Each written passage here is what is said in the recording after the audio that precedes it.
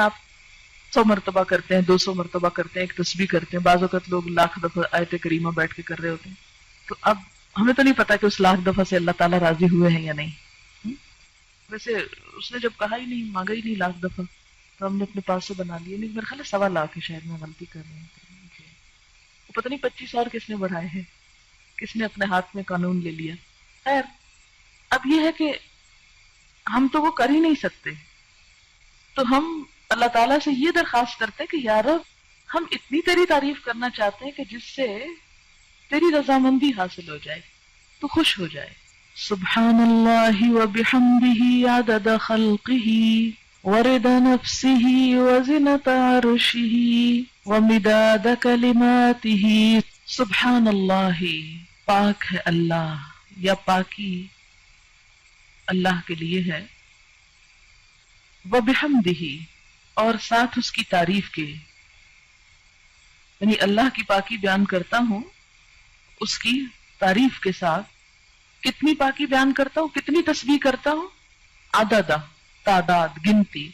خلق ہی، اس کی مخلوق کی، یعنی جتنی اس کی مخلوق کی تعداد ہے اتنی دفعہ میں اللہ کی تسبیح کر رہا ہوں.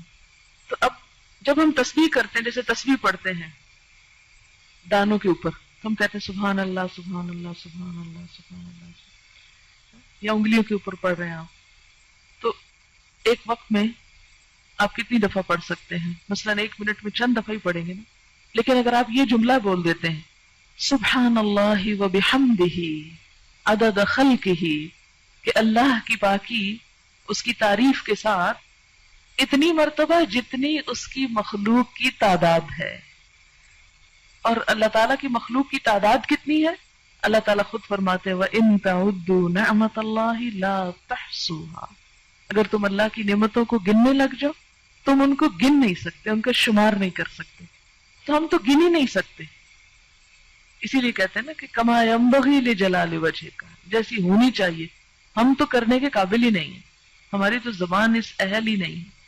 اسی لیے عدد خلقہ ورضا نفسہ، رضا کہتے ہیں رضامندی کو، نفس ہی اس کے نفس، یعنی اللہ کی ذات کی رضا کے مطابق، یعنی اتنی تسبیح، اتنی حمد کہ جس سے وہ راضی ہو جائے.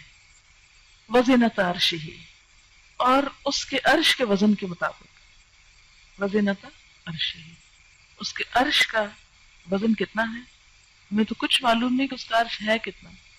امام مالک نے کہا تھا نا کہ اس کے بارے میں سوال بدعت ہے. سوال بھی مت کرو کہ کیسا ہے وہ، ہمیں نہیں معلوم، بس اتنا پتا ہے کہ وہ ہے، کیسا ہے یہ نہیں معلوم. وَمِدَادَ كَلِمَاتِهِ، اور اس کے کلمات کی لکھنے میں جتنی سیاہی درکار ہے. مداد کلماتی، اچھا وہ کتنی درکار؟ سورۃ الکہف میں آپ پڑھیں گے کہ اللہ تعالیٰ فرماتے ہیں کہ لو کان البحر مدادا لکلمات ربی لنفد البحر قبل ان ينفد کلمات ربی، کہ اگر یہ سارے سمندر سیاہی بن جائیں اور اس سے رب کی باتیں لکھی جانے لگے، اس سے پہلے کہ رب کی باتیں ختم ہو سمندر کی سیاہی ختم ہو جائے. ایک اور جگہ آتا ہے کہ 7 سمندر اور بھی آپ ڈال لیں اور اس کو سیاہی بنا لیں اور لکھنا شروع کر دیں تو رب کی باتیں ختم نہیں ہو سکتی.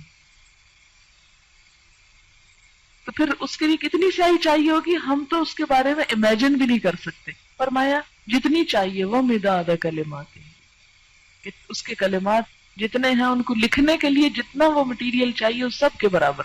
سبحانک اللہم وبحمدک اشہد ان لا الہ الا انت استغفرک واتوب الیک. السلام علیکم ورحمۃ اللہ وبرکاتہ.